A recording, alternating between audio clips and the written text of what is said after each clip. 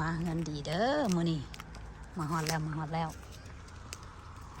ากับนางมน2 คนว้าวน้ำโฟนโอ้อันน่ะใกล้สิฮอดบุญผีแล้วบ่แม่นฮอดแล้วว่ะเอายังได้เนาะ next week เนาะเด้อผีพี่น้องเฮือนผีมาเฮือนดีก็ว้าวน้ำแฟนคลับนี่แหละมาฮอดขึ้นน้ำมันโซ่ไปจิตจะว่าน้ำไผ่เงินก็จะอยู่คุมนี่เนาะนี่แถวนี้เดี๋ยวเห็นบ่3 คัน 4 คันไปจอดต่ออะไรเห็นบ่ได้หลายคันได้นี่เอาละแล้วเงินเพิ่นเงินดีดี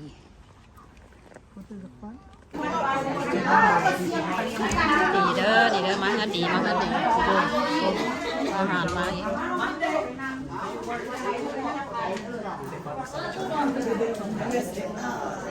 อาหารมาแล้วโอ้ขนมสบายดีขนมอึ่งเนี่ยเนาะขนมอึ่งงานดีแล้วนี่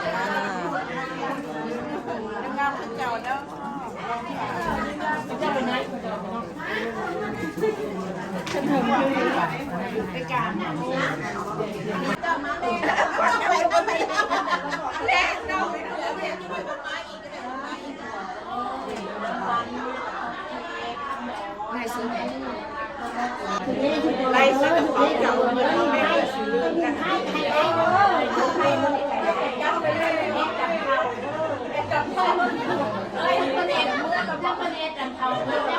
เงาแท้ หมอคอยจะมา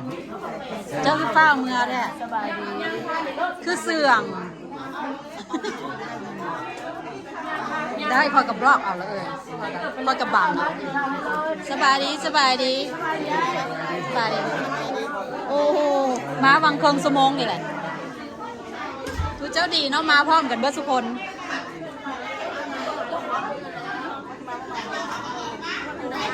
อีกละอาหารลายเนาะให้พ่อยมาเนี่ยเอาอาหารมาพร้อมเลยทุกคนให้พ่อยเนี่ยเอาอาหารมาพร้อมเลยจะมา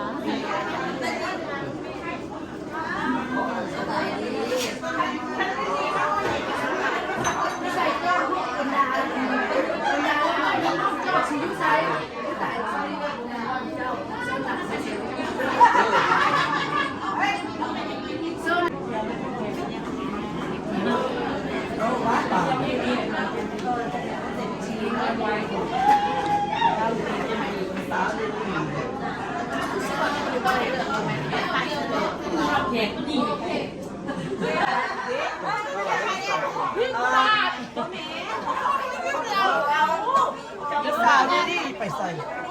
ยืมถาดแดงพี่น้องข้างไปพอยืมถาดแดงเอาเร็ว ไปนั่งประเด็นไปนั่ง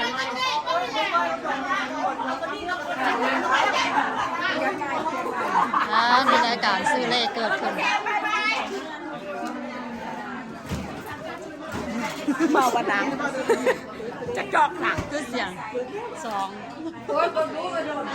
ตามรถน้าเลยสภาพรถจังไหนตำรวจจะไปเยี่ยงอยู่แต่จังไหนก็จะไปยิ้มหวานใช่เขาทำไปได้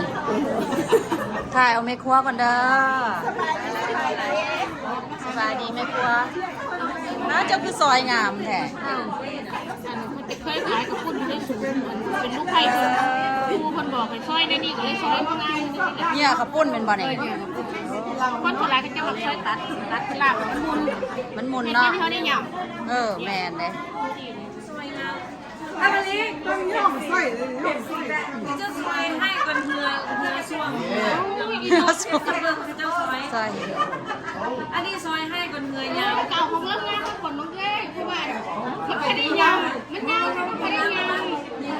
ซอยแบบนี้ ต้องย่องใส่ซอยงามอย่างนั้น พอแล้วไอ้เรื่องนี้มันจะไม่กินกับลาบพอก็ยังมีอีกด้วยทานกันดี เอาเป็นภาคเลยดิ ว่าซอยอย่างไรซอยใส่อย่าง ซอยเส้นเหยื่อขับปุ้น ซอยใส่อย่างซอยเสลาบ อันนี้ซอยสลาบอันนั้นเหยื่อขับปุ้นเนาะ เยอะกับปุ้น 2 อย่างเนาะ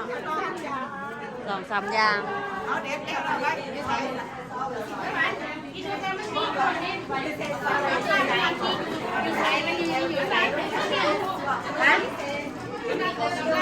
มึงมีอยู่บ้านมึงบอกมีละซอยมาอยู่บ้านมั้งอันนี้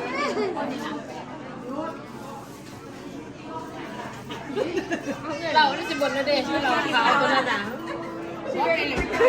ไม่พอได้เอาดอกค่อยๆนะเอามือนอนเราแห้งก็เวอร์มึงคืนนี่เลยเนาะ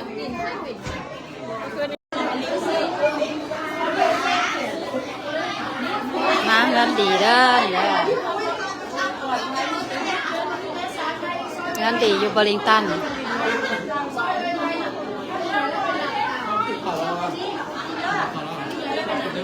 โอเคบ่ยาก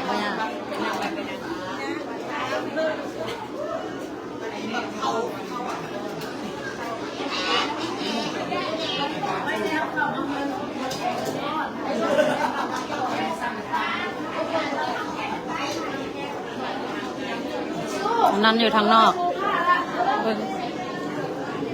นั่นทางนอกเลยสบายดี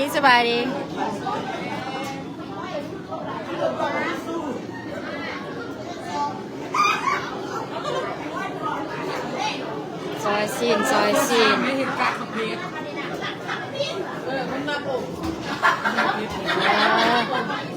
โอ้ได้ยินไว้ป่านยังพวกนี้นะเดี๋ยวบ่ดีเนาะ ไว้ป่านยังกันยังว่า ดีๆพวกนี้เนาะ ได้ยินไว้ป่านยัง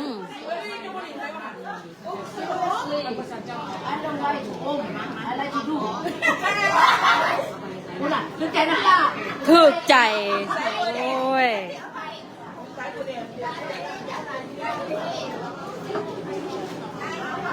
เมื่อก่อนด้วยจุ๊เจ้า มันนี่มันมีอยู่นี่ดาวเป็นเย็นพอดี เจ้าสิเมื่อให้หยัง โอ้ยคุณมดไวแท้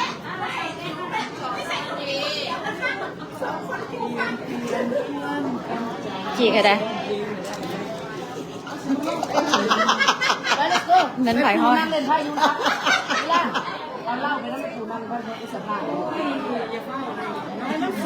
ให้กินให้มันอิ่มก่อน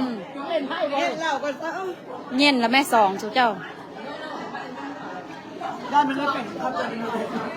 ก็มีนี่แล้วสิครับ ถ้าจะขับรถได้บุรีนี่ บอกไว้โลดจะฮอดบ้านเจ้าเราก็สิครับเอา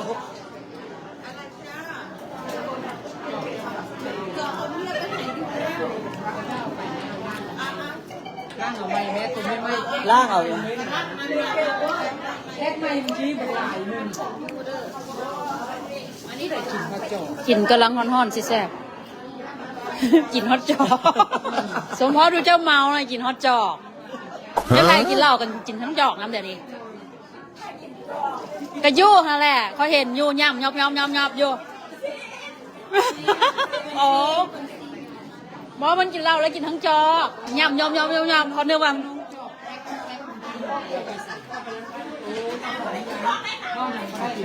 กินบ่ได้มีย่ำได้แต่สิ้นนางสิครับเฮ้ยโน่นางยางยู่ยางเอาพูดจอกนะเห็นบอกบ่อึดเฮ็ดได้ว่าสิอึดจอก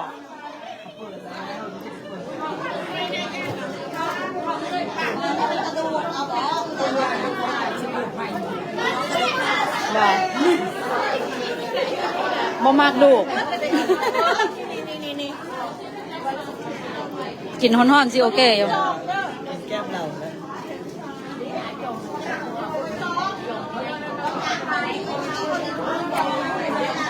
เจ้าภาพเป็นบอกให้ไล่เด้อนี่เด้อ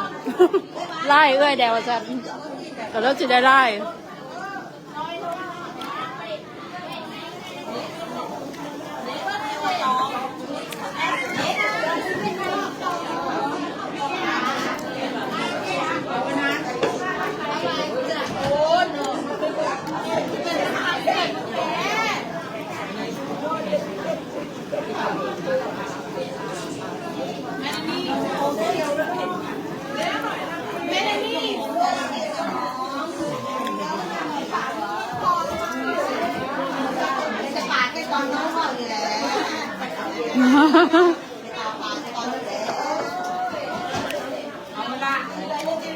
บ่ย่างไปใส่เด้อไล่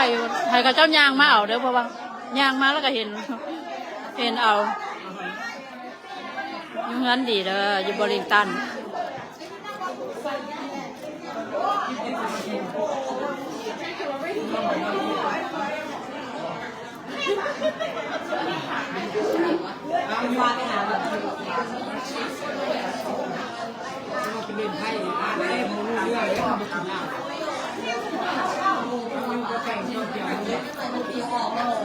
พ่อมันใหญ่พ่อเฮ้ย กินครึ่งนึงก็ได้ไม่ต้องกินเลย ไล่เอาเครื่องหนึงมันย่านบ่มีคนขับรถให้มัน บ่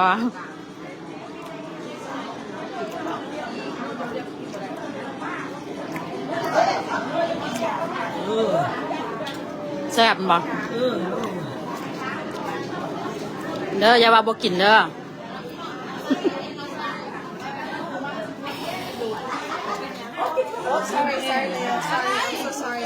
โอ้ my god หยุดไฟไหม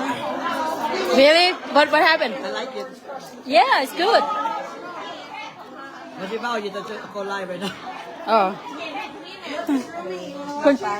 You take a coffee. Oh yeah. Coffee มาเฮ็ดให้นะ